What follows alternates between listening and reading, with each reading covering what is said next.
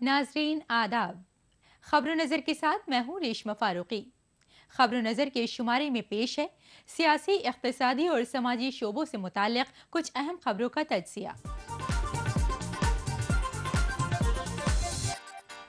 सबसे पहले बात करते हैं मुल्क की मजबूत होती मईशत पर वजीर खजाना की मौक़िफ़ की।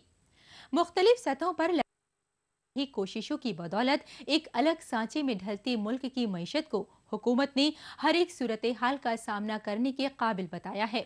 इस बाबत वजीर खजाना प्रणब मुखर्जी ने कहा है कि मुश्किल वक्त में हिंदुस्तान की मईशत के मजबूत मुजाहरे से पता चलता है कि ये किसी भी बैनुल-अक़वामी माली बहरान से निमटने की सलाहियत रखती है। उन्होंने ये बातें पीर की रोज नई दिल्ली में हिंदुस्तानी इक़्तिसादी खिदमात की गोल्डन जुबली तकरीब में कही। वजीर खजाना ने इस बात पर भी जोर दिया कि बैनुल-अक़वामी इक़्तिसादी तरक्की में हिस्सेदारी और कौमी मफादात के साथ इसका तालमेल बिठाने के लिए अवाम की सलाहियत को मजबूत बनाने की फौरी ज़रूरत है। इसके साथ ही मईशत में समाज के मुख्तलिफ तबकों की हिस्सेदारी को देखते हुए हर शोबे में और सरकारी सतहों पर शफाफियत भी लाई जानी चाहिए।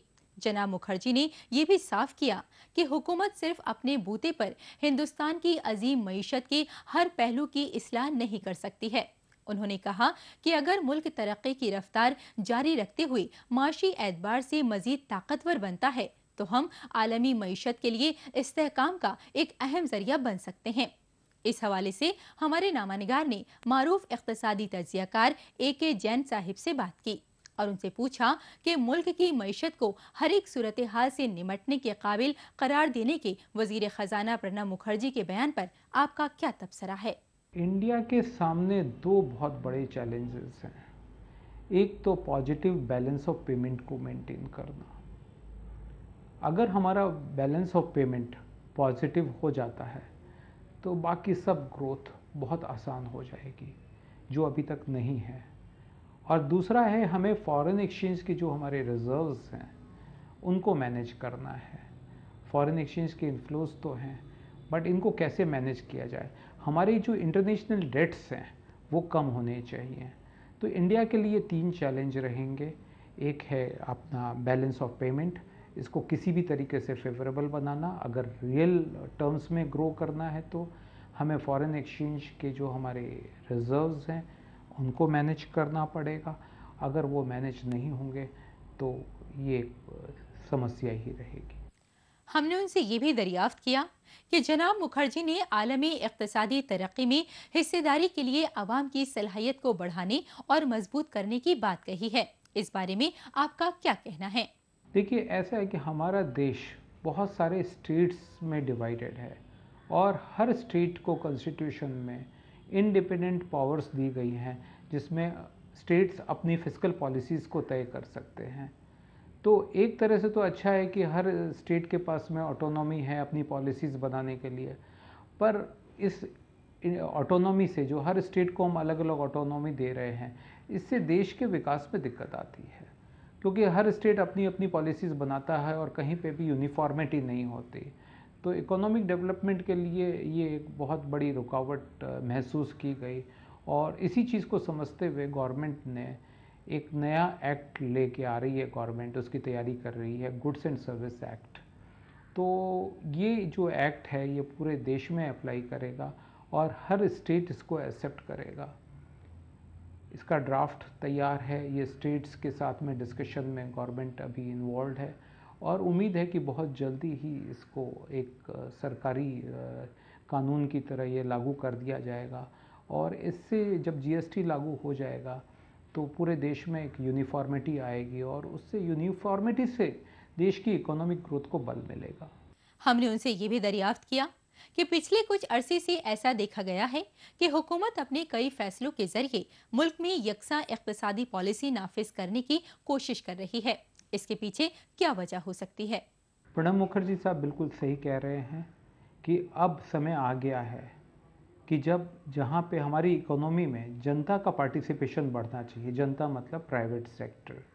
अभी तक जब देश आज़ाद हुआ उसके बाद हम लोगों ने मिक्स इकोनॉमी का को अपनाया। मिक्स इकोनॉमी की जो पॉलिसीज़ थी और उन पॉलिसीज़ में पब्लिक सेक्टर का बहुत अहम रोल था। पर 1990 में जब रिफॉर्म्स शुरू हुए तो गवर्नमेंट ने समझना शुरू किया कि अब टाइम आ गया है कि जब प्राइवेट सेक्टर को भी आगे आना पड़ेगा अगर हमारे देश को आर्थिक रूप से डेवलप करना है। तो उसी विचार को रखते हुए अब गवर्नमेंट भी चाह रही है कि हम प्राइवेट सेक्टर को प्रमोट करें और प्राइवेट सेक्टर की जो कैपिटल पॉसिबिलिटीज़ हैं उनको ज़्यादा से ज़्यादा प्रोडक्टिव सेक्टर में लाया जाए और प्राइवेट सेक्टर को डेवलप किया जाए। तो आगे आने वाले टाइम में जो जैसे जैसे पब्लिक सेक्टर का जो रोल कम होगा, प्राइवेट सेक्टर का रोल अपने देश में बढ़ेगा और नेचुरली इसके साथ जनता का पार्टिसिपेशन भी बढ़ेगा। हमने उनसे ये भी जानने की कोशिश की कि पिछले कुछ अरसे में हिंदुस्तान की मईशत में जिस तरह से तब्दीली आई है, उसके मद्देनजर आलमी मईशत में इसके रोल को आप किस तरह से देखते हैं?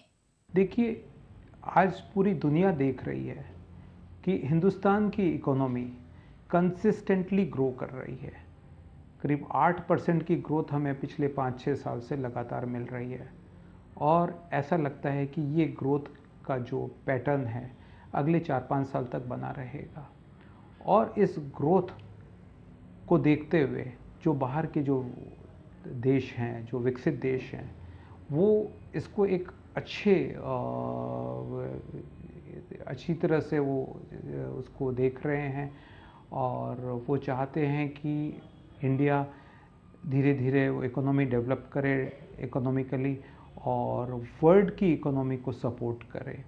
वो वहाँ का जो वर्ल्ड का इकोनॉमिक टेबल है उसके ऊपर एक एक्टिव रोल वहाँ प्ले करे और जैसे वर्ल्ड के जो दूसरे इकोनॉमिक इंस्टीट्यूशंस है, आईएमएफ है, वर्ल्ड बैंक है या जो दूसरे यूएन के इकोनॉमिक ऑर्गेनाइजेशंस हैं, तो वो वहाँ पे चाहते हैं कि इंडिया शुड कम फॉरवर्ड और वहाँ पे एक्टिव रोल प्ले करे।